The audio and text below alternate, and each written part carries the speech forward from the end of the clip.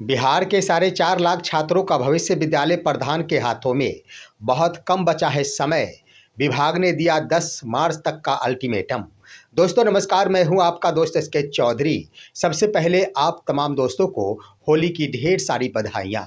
दोस्तों हर दिन हम बातें करते हैं शिक्षकों के हितों के बारे में, लेकिन आज के इस वीडियो में हम बातें करेंगे शिक्षकों से जुड़े छात्रों के हितों के बारे में।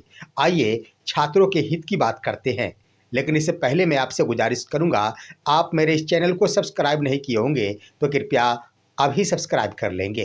दोस्तों बिहार के 4.5 लाख छात्रों का भविष्य जुड़ा हुआ है विद्यालय प्रधान के हाथों से। साथ ही साथ उनका भविष्य तो तमाम शिक्षकों के हाथों से बंधे होते हैं, लेकिन वर्तमान जो पहलू है वह विद्यालय प्रधान के ऊपर बड़ी जिम्मेदारी है। दरअसल दोस्तों शिक्षा विभाग के स्तर से यानी प्राथमिक शिक्षा निदेशालय ने जो एक पत्र जारी किया है वह एक अहम पत्र है, छात्रों के भविष्य से जुड़ा हुआ पत्र। दरअसल दोस्तों 4.5 लाख छात्र आखिर कौन है? तो वो उन बच्चे हैं जिनका नाम ई शिक्षा कोष पोर्टल पर तो है, परंतु उनके नामों में त्रुटियां हैं। इससे संबंधित पत्र जारी हुआ है। वैसे कह दिया जाए तो इन सभी के लिए अल्टीमेटम क्या दिया गया है? तो सबसे पहली बात कि बिहार के छात्रों को अगर छात्रवृत्ति की राशि मिलती है, पोशाक राशि मिलती है या फिर साइकिल योजना का लाभ मिलता है, तो ये सभी का सभी जुड़ा होता है ई शिक्षा कोष से ही। यानी छात्रों के खातों में जो पैसे आते हैं वह ई शिक्षा कोष पोर्टल से होते हुए ही आते हैं। लेकिन जब कभी भी छात्रों के नाम या फिर उनके पिता का नाम या फिर उनके नाम या फिर डेट ऑफ बर्थ में त्रुटियां हो जाती है, जिसके कारण ई शिक्षा कोष पोर्टल पर वेरिफिकेशन नहीं हो पाता है, नतीजतन उनके खाते में पैसे नहीं जा पाते हैं। यह स्थिति आज की नहीं है दोस्तों, यह वित्तीय वर्ष 2024-25 से जुड़ी हुई है। दरअसल 2,52,000 छात्रों की संख्या जो पूरे बिहार में है, यह कक्षा 1 से लेकर कक्षा 11th 12 तक के छात्रों के लिए है, छात्र छात्राओं के लिए है। उन सभी के नामों में त्रुटियां थी।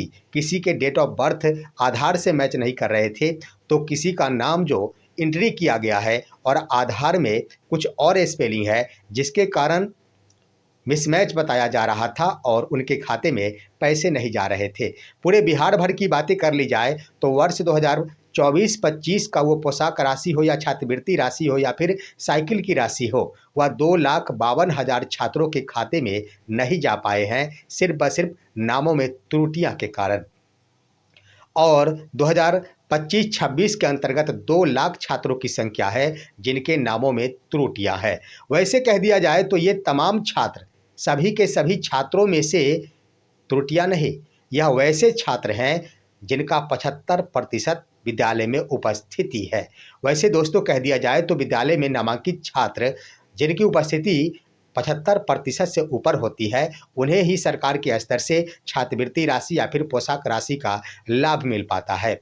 तो इसीलिए प्रावधान किया गया है शिक्षा विभाग के स्तर से, और जो भी नामों में त्रुटियां हैं वह सभी के सभी 75% से ऊपर वाले हैं, यानी जिनकी उपस्थिति विद्यालय में 75% से ऊपर है, ऐसे छात्रों की संख्या बिहार भर में 4,52,000 है, जिसमें 24-25 वित्तीय वर्ष के अंतर्गत 2,52,000 और 25-26 के अंतर्गत 2 लाख छात्रों की संख्या है।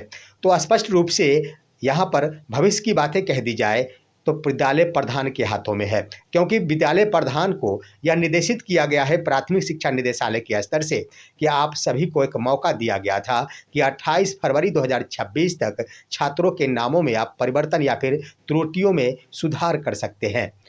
लेकिन एक बार फिर से इसकी तिथि बढ़ा दी गई है और तिथि बढ़ाते हुए अंतिम तिथि 10 मार्च 2026 कर दी गई है, और साथ ही साथ सख्त रूप से आदेश दिया गया है कि इसके बाद तिथियों में परिवर्तन नहीं होगा, यानी तिथि बढ़ाई नहीं जाएगी। इसलिए हर संभव प्रयास कि जितने भी छात्र हैं और उन्होंने 75% उपस्थिति दर्ज कर ली है, तो निश्चित रूप से वो शो हो रहा है ई शिक्षा कोष पोर्टल पर, उनके नामों की त्रुटियां को सुधार दिया जाए। ये स्वाभाविक है कि अगर नामों की त्रुटियां में बदलाव कर दिया जाता है, त्रुटि में संशोधन कर दिया जाता है, तो उन्हें छात्रवृत्ति का लाभ या फिर पोशाक राशि का लाभ या फिर साइकिल योजना का लाभ जरूर मिल जाएगा।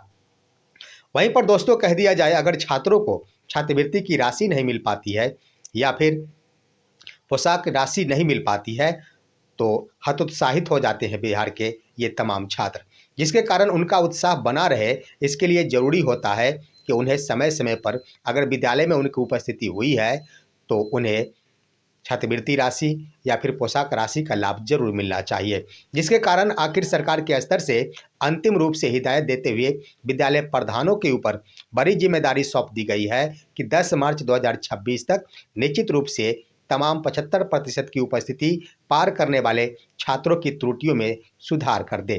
तो दोस्तों, इस तरह से बड़ी खबर है छात्रों के लिए और ख़ास तौर पर विद्यालय के प्रधानों के लिए कि कम से कम इस होली के अवसर पर जिन छात्रों से उनका भविष्य जुड़ा होता है, उनकी भविष्य की चिंता करते हुए उनके त्रुटियों में सुधार अवश्य कर देंगे ताकि उन्हें विभिन्न प्रकार के लाभ मिल सकेंगे। आज की खबर यहीं तक। आप सभी हमारे इस वीडियो को लाइक कीजिए, अन्य दोस्तों के पास शेयर कीजिए और अब दीजिए अपने दोस्त को इजाज़त। हम फिर मिलेंगे आपसे अगले वीडियो में, तब तक के लिए नमस्कार।